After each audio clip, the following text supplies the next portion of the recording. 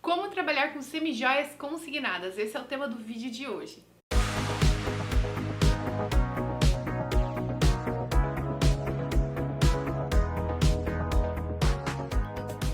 Olá, eu sou Vanessa Pedroni, diretora comercial e criadora das coleções infantis da empresa Quer Com Brutos e fundadora da marca Empreenda com Semijoias. Então, nesse vídeo nós vamos falar sobre a modalidade de venda consignado. O que é isso? Como funciona? Comissões?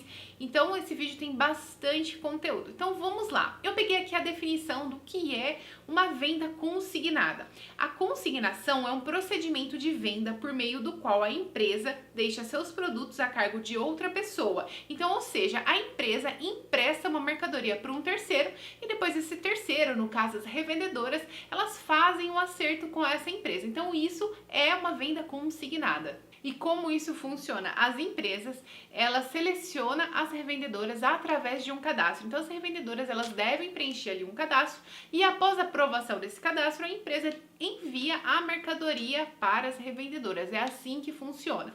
E eu fiz uma pesquisa aqui, a maioria das empresas, elas fazem análise de crédito no SPC e no Serasa. E por que as empresas fazem essa análise de crédito no SPC e no Serasa? Porque você está disponibilizando parte do seu estoque gratuitamente para um terceiro que você não conhece. Então, por isso que faz esse pré-cadastro, essa análise. Então, você tem que fazer isso, né? Essa aprovação dos seus cadastros aqui, ela tem que ser muito bem esclarecida. Porque, como eu disse, você está emprestando uma mercadoria para uma pessoa que você não conhece. E as revendedoras, elas não são funcionárias da empresa, elas são terceiros. Aí elas vão vender a mercadoria e conforme elas forem vendendo, a empresa vai dar uma comissão, um percentual sobre a venda dela. É assim que funciona.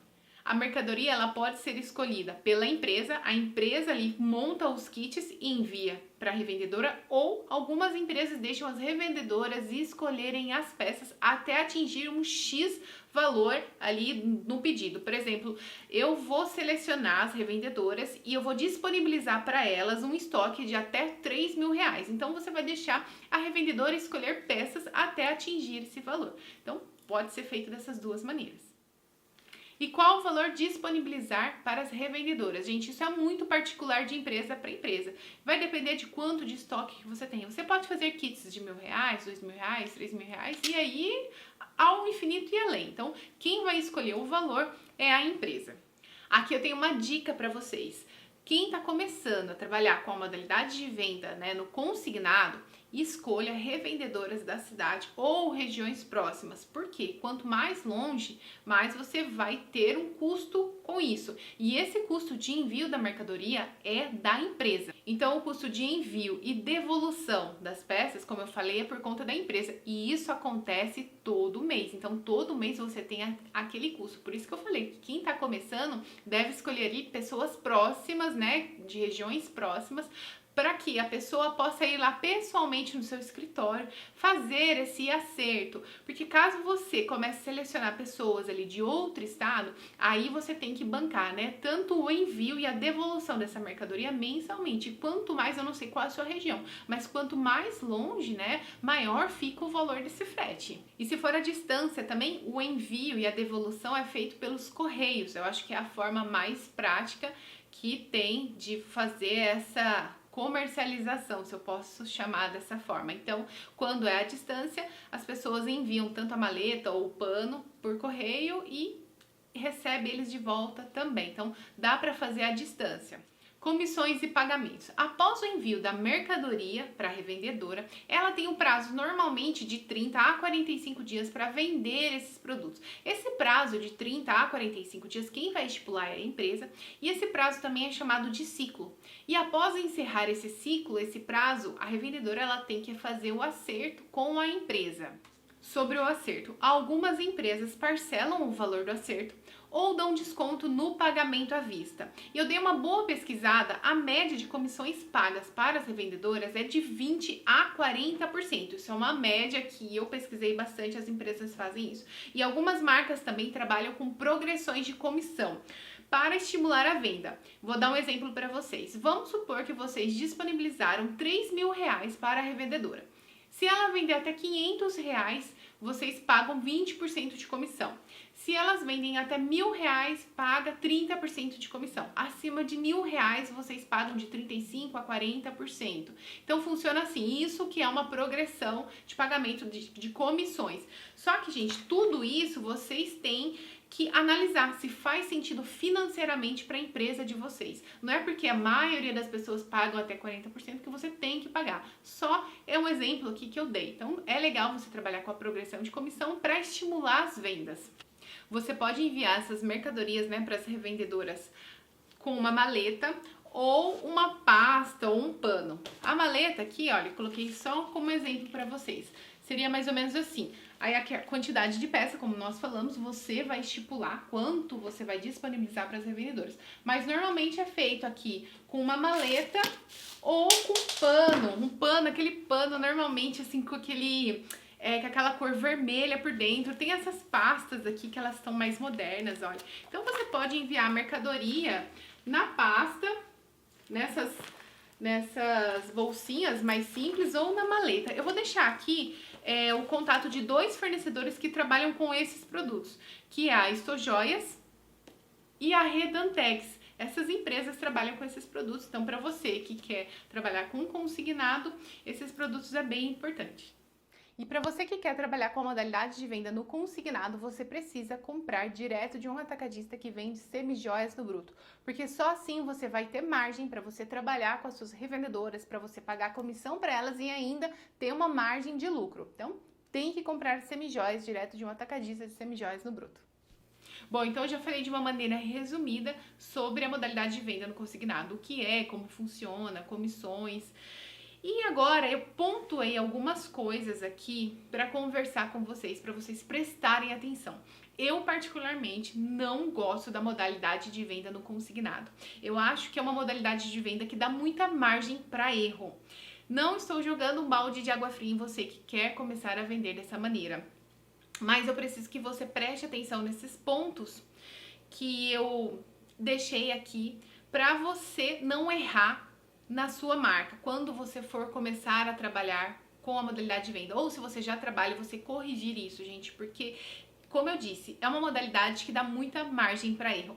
Eu acredito sim que a semijoia é um produto muito vendável, que ela tem uma margem de lucro muito boa. Eu vivo, e a minha família vive, né, de vendas de semijoias há anos, mas, como eu disse, tem ter cuidado com a modalidade de venda no consignado. Então vamos lá. O primeiro ponto aqui é sobre o estoque. Tome cuidado com estoque muito alto. Você às vezes compra demais e as revendedoras não vendem na mesma proporção. Então é muita mercadoria na mão de terceiros e você não sabe quanto vendeu. Isso aqui é um perigo. Aqui na loja eu tenho um X valor de mercadoria e todo mês nós temos aqui um valor que nós temos que vender. Então, vamos supor que eu tenho que vender 100 por mês. 100, independente do dinheiro, é só um exemplo, 100. E eu chego aqui no dia 15 e eu vejo que a equipe comercial não tá ali na metade, porque dia 15 ela teria que estar chegando muito próximo dos 50 ou estar já na casa dos 50 de dinheiro, certo? Então, se eu vejo que a equipe comercial já chegou nesse prazo, né, no meio do mês aqui e não atingiu esse valor, então o que eu vou fazer? Quais as estratégias aqui que nós vamos tomar para que o negócio volte, caminhe, para que a gente atinja a meta no final do mês? Com as revendedoras, você não tem isso, porque tá tudo na mão de terceiro. Então, você tem que esperar ela vender, para depois de 30 a 45 dias, que é o prazo do ciclo, você ver se ela vendeu ou não. Então, eu acho muito arriscado você deixar o faturamento da sua empresa na mão de terceiros. Então, eu pontuei que o estoque muito alto é um problema. E qual a minha sugestão para você não ter esse tipo de problema?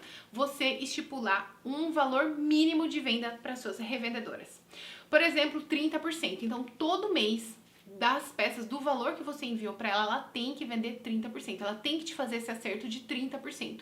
Porque assim você garante que no final do mês você já tem uma noção ali de faturamento. Então, vamos pegar um exemplo aqui que na maleta tenha R$3.000 e você colocou ali no contrato que ela tem que vender 30% todo mês. Então, em contrato já está estipulado isso. Então, 30% de 3 mil é R$900. Se você tem 10 revendedoras, você sabe que você já tem um faturamento de R$9.000. Eu só tô jogando aqui exemplos, tá? 30% eu acho que é um valor legal. Por quê? Ela teve zero investimento, você deu ali parte do seu estoque para ela, e se ela não conseguiu atingir isso, você pode dar até um prazo, assim, nos 3 primeiros meses para ela adaptar. Se ela, no terceiro mês, ela não vendeu os 30%, você tem que pegar essa maleta de volta com a mercadoria. Por quê, gente? Nos primeiros meses são os meses mais fáceis de venda, porque você vai oferecer para todo mundo que você conhece. Para mãe, para amiga, para tia, para vizinha. Enfim, você vai oferecer para todo o seu ciclo ali de pessoas. Nesse primeiro momento é muito mais fácil você vender. Então, após assim um certo momento, essas pessoas mais próximas você já não vai conseguir vender. Você teria que oferecer para outras pessoas. Então, por isso que eu falei, nos 3 primeiros meses é muito fácil vender. Então, se ela não bateu esses 30%, você dá um prazo ali de 3 meses. Você pega essa mercadoria de volta e seleciona outra revendedora. Por quê, gente? Porque você vai ter a garantia de um faturamento mensal. Imagina, você dá uma mercadoria de graça para uma pessoa e você não sabe quanto você vendeu. Ah, eu tenho, sei lá, 50 revendedoras. Ah, eu não sei quanto que eu vou ter de faturamento. Porque pode ser que você tenha, sei lá, R$1.000 só de faturamento. Eu já ouvi história desse jeito, tá? Como você pode ter um valor maior? Então, estipule um valor mínimo de venda e tenha isso em contrato. Que a pessoa, ela já pega a sua mercadoria sabendo dessa cláusula. Então, um outro ponto que dá muito problema é sobre o pagamento, sobre o acerto. Então, a revendedora tá lá vendendo os seus produtos, ela tá lá recebendo das pessoas. E daí, depois de 30 dias, ela tem que fazer o acerto com você. Às vezes, ela já gastou aquele dinheiro, ela não tem como te pagar. Isso acontece. Então, você tem que analisar como você vai fazer isso. Uma sugestão minha, talvez não seja assim viável se você tiver muitas revendedoras, mas é um caso de pensar, de você.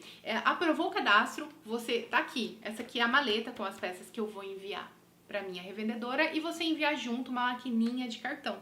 Você pode ver, às vezes, em algum banco que tenha taxas legais, que empreste essas maquininhas, porque na maquininha ela vai conseguir parcelar, maquininha tem o Pix, né, vai conseguir receber ali à vista e esse dinheiro vai cair na sua conta. Aí depois você pega, ela vai vir, né, fazer o acerto e você paga o valor da comissão para ela, você faz essa transferência para ela. É um jeito de você se blindar um pouco ali de possíveis calotes. Essa é uma dor muito grande. Outra coisa também é, se você não acha viável a maquininha de cartão, você pode fazer notinha promissória e protestar isso depois, né? Um outro ponto é que a sua melhor revendedora, ela vai montar a marca dela e não tem o que você fazer. E isso vai acontecer. Nós recebemos aqui muitas pessoas falando: ah, eu era revendedora, em vez de eu ganhar uma porcentagem, eu decidi juntar um dinheiro e montar a minha marca. Então, isso vai acontecer. Esse último tópico aqui nem é um ponto negativo, mas você precisa dar o material de apoio, às vezes instrução de como a pessoa vende, como ela deve estar, como a maleta deve estar. Ah, a maleta deve estar organizada, não deve ter saquinho, coisa bagunçada. Tudo isso você tem que orientar as pessoas, além de dar fotos e vídeos para ela vender esses produtos. E por último aqui, você deve ter um contrato com as suas revendedoras. Gente, não vai procurar na internet contrato pré-pronto de consignação. Peça para uma advogada fazer ali as cláusulas de acordo com o que você pesquisou, com o que você estudou. Conforme você vai tendo experiência, né, no segmento, você vai tendo essa experiência com as revendedoras, você vai vendo os problemas que vão surgir e você vai atualizando esse seu contrato. Então, no contrato tem que ter o valor das suas peças ali, o valor que você disponibilizou para as revendedoras, o valor da maleta, caso perca, roube, enfim, aconteça alguma coisa, tem que ter esse valor que você pagou desse produto. Pode deixar registrado que se a pessoa não pagar ela, você vai protestar ali, fazer nota promissória, não sei, você vai ver como você vai fazer isso. Como eu disse ali do estoque, é muito importante, se você for estipular que ela precisa vender 30% do estoque todo mês, você precisa pegar e colocar isso também em contrato, colocar no contrato o ciclo. O meu ciclo vai ser de 30 dias, de 45 dias, eu vou aceitar o pagamento em cartão de crédito, então o acerto pode ser feito cartão de crédito, o acerto acerto, se ela me pagar à vista, eu dou, sei lá, 5% de desconto. Tudo isso tem que estar em contrato. Contrato para a pessoa assinar, você reconhecer no cartório, que seja um documento válido para caso dê algum problema, você tem meios ali de processar a revendedora, a pessoa que te deu o golpe. Então, tudo isso em contrato, extremamente importante. E a dica que eu dei, não pegue contrato pré-pronto na internet. Peça, você vai ter um custo disso, mas é um custo uma vez, e você vai passar esse contrato para todas as suas revendedoras. Todas elas, antes de pegar as peças, precisa ler, assinar, levar em cartório, se tiver nota promissória, a mesma coisa,